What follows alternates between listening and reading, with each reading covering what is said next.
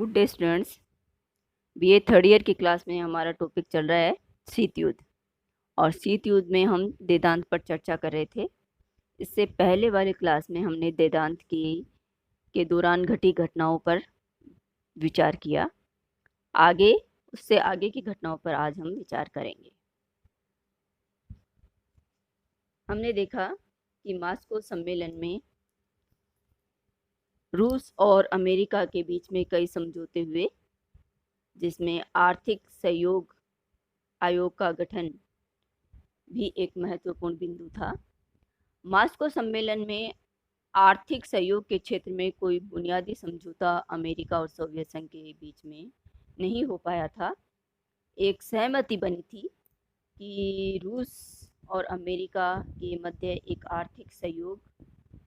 आर्थिक आयोग USSR economic commission की स्थापना की जाएगी, जो कि एमएफएन यानी मोस्ट फेवरेट नेशन स्टेटस दिलाने और व्यापार के विस्तार के लिए सरकारी ऋण दिलाने का प्रयत्न करेगा। 14 अक्टूबर 1972 को दोनों देशों ने एक 3 वर्षीय समुद्री समझौते पर हस्ताक्षर किए, जो अमेरिकन जहाज़ों के लिए सस्ती दरों पर सोवियत संघ के लिए अनाज की ढुलाई का प्रावधान करता था। ऐसे ही 18 अक्टूबर 1972 को दोनों देशों में एक समझौता हुआ, जिसमें अमेरिका ने सोवियत आयातों पर तट कर कम करने की बात मान ली, जिससे कि सोवियत संघ को मोस्ट फेवरेट नेशन का दर्जा मिल गया। संयुक्त राज्य अमेरिका ने सोवियत संघ को यह वचन दिया कि वह उसे संयुक्त राज्य आयात निर्यात बैंक से अमेरिका में व्यावसायिक माल की खरीद हेतु ऋण और उसकी गारंटी दिलाएगा। इसके बदले में सोवियत संघ ने भी यह बात मान ली कि द्वितीय युद्धकालीन ऋणों के भुगतान के एवज में repayment of its war time lease डेप्ट के बदले में $722 मिलियन का भुगतान सोवियत रूस करेगा, और यह भुगतान किस्तों में किया जाएगा, जो कि 2000 तक पूरा होगा। सोवियत संघ द्वारा ऋणों के भुगतान हेतु तुरंत तैयार हो जाना सौहार्दपूर्ण वातावरण के निर्माण की मंशा प्रकट करता था। 1971 में दोनों देशों में जितना व्यापार हुआ था, उसका 3 वर्षों में 3 गुना करने का निश्चय किया गया। अप्रैल 1973 में सोवियत संघ ने घोषणा की कि उसने $8 मिलियन का एक समझौता अमेरिका के armoured hammer of the accidental petroleum corporation से किया है, जो सोवियत संघ के खाद्य कारखानों के निर्माण में तकनीकी सहायता देगा। यह कॉरपोरेशन सोवियत रूस से $200 मिलियन के अमोनिया, यूरिया, पोटास खरीदेगा और अपने फ्लोरिडा राज्य में स्थित कारखानों से $200 मिलियन के फॉस्फेट एसिड का विक्रय करेगा। इस समझौते की सहमति अमेरिकी सरकार ने दे दी थी और संयुक्त राज्य आयात निर्यात बैंक से $180 मिलियन का ऋण दिलाने की भी अनुमति अमेरिका ने सोवियत संघ को दे दी। और संयुक्त राज्य आयात निर्यात डॉक्टर किसिंगर ने इस समझौते को वेदांत की दिशा में हितों की संबद्धता, a certain interconnection of interests in define Vedanta कहा है। जून 1973 में सोवियत संघ तथा 2 अमेरिकी कंपनियों के मध्य समझौता हुआ, जिसमें साइबेरिया से प्राकृतिक गैस निकालकर अमेरिका के पश्चिमी किनारे तक पाइपलाइनों से पहुंचाने का प्रावधान था और इसकी लागत $10 मिलियन आंकी गई थी।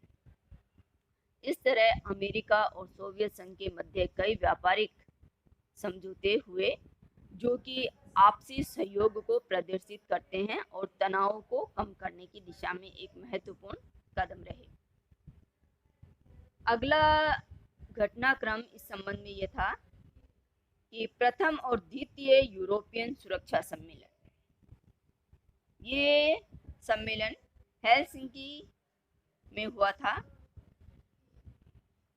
1973 में यूरोपीय सुरक्षा एवं सहयोग का सम्मेलन फिनलैंड की राजधानी हेलसिंकी में 3 जुलाई 1973 को शुरू हुआ। जेनेवा में यह सम्मेलन 17 जुलाई 1973 से 21 जुलाई 1975 तक जारी रहा और 1 अगस्त 1975 को हेलसिंकी में समाप्त हुआ। इस सम्मेलन में यूरोप और अमेरिका के 35 देशों ने भाग लिया। यूरोपीय राज्यों ने इस सुरक्षा सम्मेलन का उद्देश्य अंतर्राष्ट्रीय तनाव को समाप्त करके शीत युद्ध का अंत करना और सुरक्षा की नई भावना पैदा करना बताया।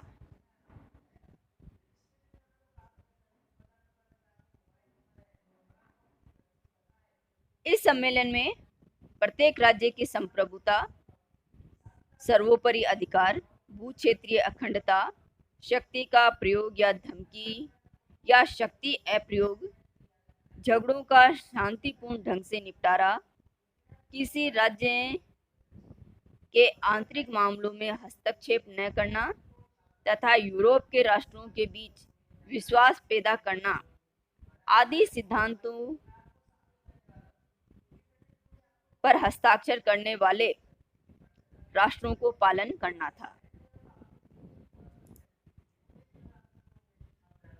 हेलसिंकी समझौते की महत्वपूर्ण उपलब्धि यह रही कि 30,000 शब्दों का यह घोषणा पत्र 6 भाषाओं में तैयार किया गया था, जिस पर दोनों महाशक्तियों समेत सम्मेलन में उपस्थित 35 देशों ने हस्ताक्षर किए।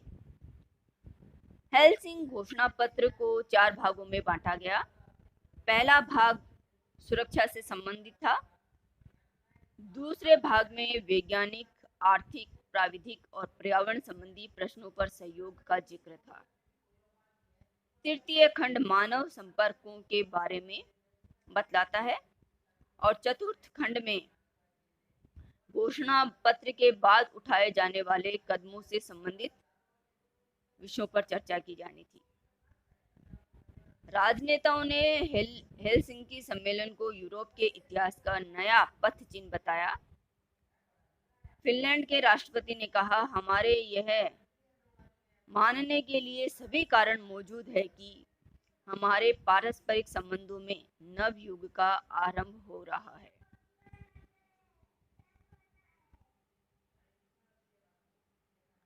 इस सम्मेलन के माध्यम से राष्ट्रों के बीच सद्भावना और सहयोग की एक नूतन भावना, हेलसिंकी भावना का निर्माण हुआ। अगली घटना वेदांत के दौरान यह रही, अपोलो सोयुज का अंतरिक्ष में मिलन। 17 जुलाई 1975 को अमेरिका के अपोलो और सोवियत संघ के सोयुज अंतरिक्ष यान अपनी कक्षा में आकर एक दूसरे से मिले और दोनों देशों के अंतरिक्ष यात्रियों ने एक दूसरे का अभिवादन किया। इस घटना का वैज्ञानिक महत्व तो था ही, किंतु इसका राजनीतिक महत्व भी बहुत अधिक था। यह दर्शाता है कि वैज्ञानिक सहयोग की बात अमेरिका और सोवियत संघ के मध्य एक दूसरे के निकट आने की चाहत को दर्शाती है। अगली घटना तृतीय यूरोपीय सुरक्षा सम्मेलन रहा। तृतीय यूरोपीय सुरक्षा सम्मेलन 1977 जून 1977 में बेलग्रेड में तृतीय यूरोपीय सुरक्षा सम्मेलन का आयोजन हुआ।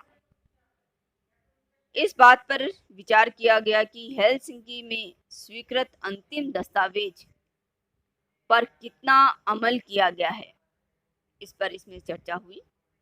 अमेरिका, ब्रिटेन, फ्रांस और पश्चिमी जर्मनी के नेताओं ने पश्चिमी देशों की ओर यह आशा व्यक्त की कि पूर्व पश्चिम के देशों के बीच तनातनी कम होने और यूरोपीय देशों में शांति और सद्भावना बढ़ाने के प्रयत्नों का लाभ पश्चिमी जर्मनी को भी मिलना चाहिए।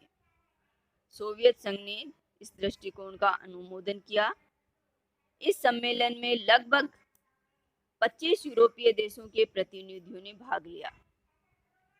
वेदांत के परिप्रेक्ष्य में यूरोपीय सुरक्षा और सहयोग का यह महत्वपूर्ण प्रयास था। अगला कार्यक्रम या घटना साल्ट II समझौता रही। प्रथम साल्ट संधि 1972 में सोवियत संघ और अमेरिका के मध्य हुई थी। इस संधि की अवधि 5 वर्षों की थी, जो कि 3 अक्टूबर 1977 को समाप्त हो गई। 1989 में दोनों देशों ने साल्ट II समझौते पर हस्ताक्षर किए। इसके बाद इस संधि पर दोनों देशों की संसदों का अनुमोदन करना था। संसदों को इस पर अनुमोदन करना था। अमेरिकी कांग्रेस इस पर विचार कर रही थी कि अफगानिस्तान में सोवियत संघ का सैनिक हस्तक्षेप हो गया और एक नए शीत युद्ध की पृष्ठभूमि तैयार हो गई। वेदांत को बढ़ाने वाली अन्य घटनाओं में कंबोडिया में शीत युद्ध की समाप्ति को माना जा सकता है। अप्रैल 1975 में सिहनोक की सेनाओं को कंबोडिया में विजय प्राप्त हुई और इसके साथ ही कंबोडिया में युद्ध समाप्त हो गया। कंबोडिया के गृह युद्ध को समाप्त किया जाना या समाप्त हो जाना हिंद चीन का शीत युद्ध समाप्त हो जाना था, जिससे दोनों राष्ट्रों के मध्य तनाव में कमी आई। वियतनाम युद्ध की समाप्ति भी अगली घटना वेदांत के संबंध में रही। 30 अप्रैल 1975 को वियतनाम का युद्ध समाप्त हो गया और दोनों वियतनाम, दक्षिणी और उत्तरी वियतनाम एक हो गए और वियतनाम की समस्या का हल शीत युद्ध की समाप्ति में या वेदांत की दिशा में एक महत्वपूर्ण कदम रहा, जिसने दोनों देशों के मध्य तनाव को कम किया। इस संबंध में अमेरिकी चीन का मेल मिलाप भी एक महत्वपूर्ण घटना हम कह सकते हैं कि 1971 में अमेरिका ने चीन को मान्यता दे दी और चीन और अमेरिका के मध्य शीत युद्ध में कमी आई, जिसका प्रभाव अंतर्राष्ट्रीय जगत पर गहरा पड़ा।